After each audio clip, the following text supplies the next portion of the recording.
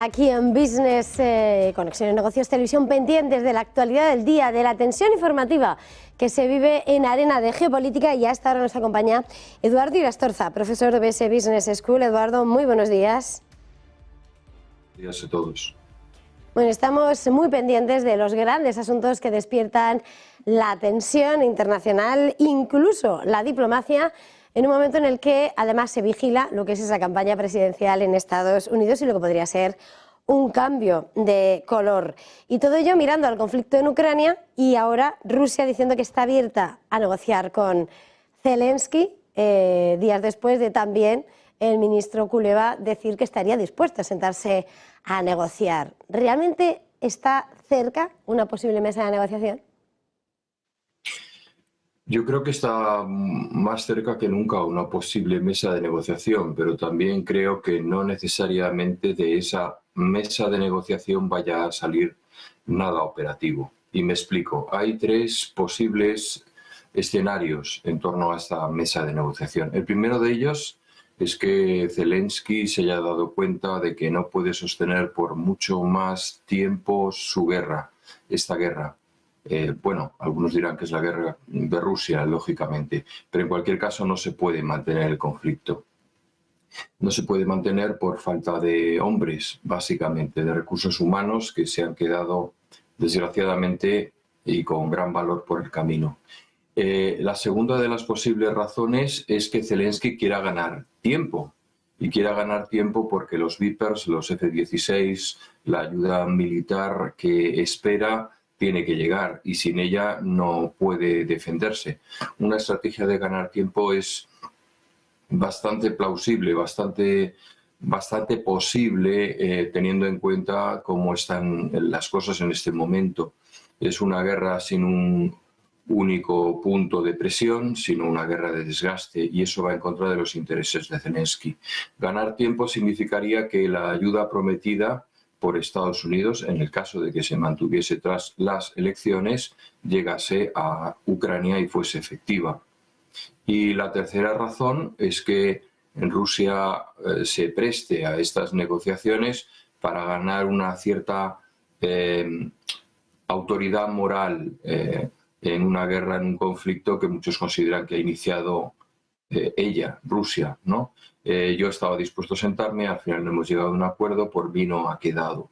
Un poco ese puede ser el tercero de los motivos. ¿Cuál es el más plausible, el más posible, como decía antes? Pues yo creo que, a mi modo de ver, es sobre todo el segundo, porque esta guerra no creo que vaya a terminar de manera inminente. Las negociaciones se extenderán en el tiempo. Por primera vez yo creo que veremos, sí, no a las primeras figuras de uno y otro bando, sino a interlocutores válidos y reconocidos por estos, negociando un posible alto el fuego. En este escenario hemos visto como en las últimas horas, de hecho, cuando Kuleba decía que podría sentarse en la mesa de negociaciones, hablaba con China, hablaba con Pekín. Va a emerger como esa figura precisamente posible en la mediación. Cuando se buscan esos mediadores internacionales, puede producirse una mesa de negociación con China como gran potencia, como protagonista en esas conversaciones.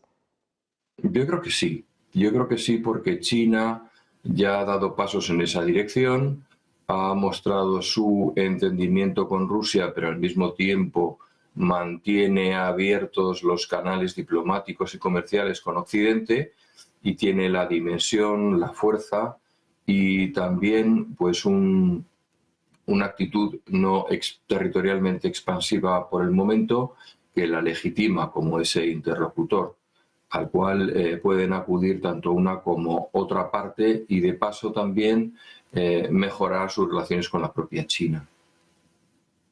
En ese escenario, sin lugar a dudas, lo que es el peso de China en el tablero internacional, en la diplomacia. Puede que le conceda ese hegemón político que puede estar buscando junto al económico, en un momento en el que en el discurso de los candidatos presidenciales en Estados Unidos y sobre todo de Donald Trump está claro cómo es el gran rival, es el gran objetivo.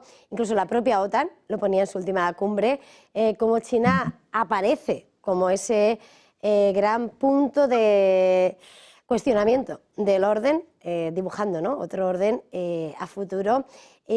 ¿Cómo se interpretaría que entrase en peso la escena de China bajo esa mediación, quedando Estados Unidos por detrás? Sí, China no es un descubrimiento como rival y quiero decir rival, no enemigo. Rival de Estados Unidos. Ya Brzezinski hace muchísimos años, hace décadas, hablaba de que realmente Estados Unidos tenía que entenderse con Rusia si quería hacer frente a la amenaza china, la amenaza económica, la amenaza geopolítica. Indudablemente China está dando pasos para construir una presencia más importante en el mundo, pero yo creo que con la paciencia china que les caracteriza, ese papel de hegemón del que se habla no va a ser una cosa inmediata. Ellos aspiran a tener una predominancia en el mundo, como es lógico en cualquier superpotencia a lo largo de la historia. Sería la primera vez que no fuese así, pero en los próximos años, incluso en las próximas décadas, yo creo que lo que más le interesa es liderar ese mundo multipolar en el que también otros países, otros actores tienen un peso. Y esa posición incluso se la van a otorgar estos países, porque es el contrapeso de la tradicional predominancia de Estados Unidos. Estados Unidos no tiene alternativa a entenderse con China, y no la tiene porque ya China es un rival a su altura en muchísimos campos. No es el país replicante que todos conocíamos hace décadas. Replicaba la tecnología, la industria, la moda, absolutamente todo lo que hacía Occidente, sino que ya tiene una voz propia. Y tiene una voz propia que está haciendo sonar muy lejos de sus fronteras, no en términos militares, aunque ya tiene también bases militares fuera de su propio territorio, sino sobre todo comercialmente. Pensemos en América y sobre todo en África. Mirando precisamente a los distintos puntos del globo y mirando a lo que es la política, con el peso de Estados Unidos, estamos asistiendo a la visita de Benjamin Netanyahu a Estados Unidos, un discurso en la Cámara de Representantes a la que no acudía ni Biden ni Kamala Harris. Hoy se reúne con Donald Trump, pero Washington ha vuelto a decirle que no va a fallar su apoyo para su defensa, pero le piden ya que haya una tregua, un alto el fuego. Y sin embargo, las fuentes dicen que está introduciendo cambios en esas negociaciones Tel Aviv sobre mantener el control en la frontera de Gaza, cosa que Egipto no quiere, sobre controlar a los que vuelvan a su lugar del norte de Gaza una vez que termine la tregua y, por lo tanto, echando a saltar por los aires esa mesa de negociación. ¿Cómo se lee ahora mismo lo que está pasando en Oriente Medio? ¿Hasta qué punto tiene visos esa propuesta de Biden de salir adelante? Bien, el hecho de que no asistiesen ni Biden ni Kamala Harris no deja de ser más que un gesto, y un gesto también un poco, hemos de decirlo, intrascendente, porque uno no ha dejado de ser presidente y otro tampoco ha llegado a serlo. En cualquier caso, la administración demócrata siempre va a defender los intereses de Israel. A Trump no le cabe ninguna duda. Recordemos que Trump fue el presidente que reconoció a Jerusalén como la capital del Estado de Israel. Eso fue un paso de gigante en la consolidación de Israel como país internacionalmente reconocido. Yo creo que en los próximos meses, al menos hasta las elecciones, Israel, y lo voy a decir muy claro, va a hacer lo que le dé la gana, porque ninguno de los candidatos va a querer enfrentarse a el peso que tiene la poderosa comunidad judía en Estados Unidos. Con lo cual, sabe que le quedan unos meses para hacer unas cuantas iniciativas no aceptadas por el resto de los países, pero que le pongan en una posición de ventaja. La prueba fue el bombardeo, una vez más la respuesta es desproporcionada, del puerto de Yemen, ¿verdad? Ese puerto de donde salen iba a decir, las lanchas y los ataques a los barcos que cruzan el Mar Rojo camino del Canal de Suez, ¿no? Básicamente lo devastó. La razón de ello fue que lanzaron un misil sobre Tel Aviv que incluso fue interceptado. Bueno, yo creo que va a haber más de esto. Va a haber más de esto porque lo que no haga ahora, pues Netanyahu lo tiene difícil hacer más tarde. Y lo tiene difícil hacer más tarde por las elecciones, pero también por la contestación que está encontrándose en su propio país. Y más que la contestación, la difícil circunstancia de compaginar el entendimiento entre sus socios ortodoxos con sus fuerzas armadas y con sus socios más a su izquierda. A lo que es el papel relevante, crucial de Estados Unidos en el tablero internacional, la contienda del 5 de noviembre sigue abierta. Kamala Harris no tiene la nominación, la candidatura todavía cerrada hasta esa convención demócrata. Y ahora el discurso verbal en ambos es incisivo y la mirada a un debate el 10 de septiembre gira en torno a una envalentonada Kamala Harris que dice que está lista para debatir contra Trump, que él está reculando al tiempo que él dice que mientras no sea nominada no va a debatir con él y que lo de debatir en la ABC no está claro porque considera que es una televisión que divulga mentiras. Las encuestas van acercándoles. ¿Cómo se analiza hasta ahora lo que está siendo esta campaña aún sin la confirmación oficial de Kamala? Bien, bueno, Kamala Harris efectivamente hace un ejercicio de prudencia a la hora de no decir nada hasta que no sea formalmente nominada, porque si no todas sus declaraciones quedarían en lo que pueda decir un particular cualificado, pero un particular ante un candidato que ya está confirmado prácticamente entre los republicanos, ¿no? Que no tiene contestación su partido. Eso sería un error. Por otro lado, el hecho de que se sienta lista para la distancia corta en el debate también es otra cosa que tiene que considerar muy cuidadosamente, porque hoy por hoy Kamala Harris no cuenta ni con el conocimiento ni el reconocimiento de gran parte de la población norteamericana. Y un debate, vamos a decirlo así, a cara de perro en el canal que fuese, es decir, definirme por oposición, pues es un posicionamiento no tan sólido como un posicionamiento reafirmativo, que es en lo que creo, cuál es la América en la que yo pienso para el futuro, cómo concito el voto sobre todo de la izquierda norteamericana que se quedó en sus casas cuando Hillary Clinton se enfrentó a Trump porque el candidato alternativo era Sanders y Sanders fue ninguneado por el propio Partido Demócrata. Es decir, tiene que conciliar ideas mucho más que denuncias.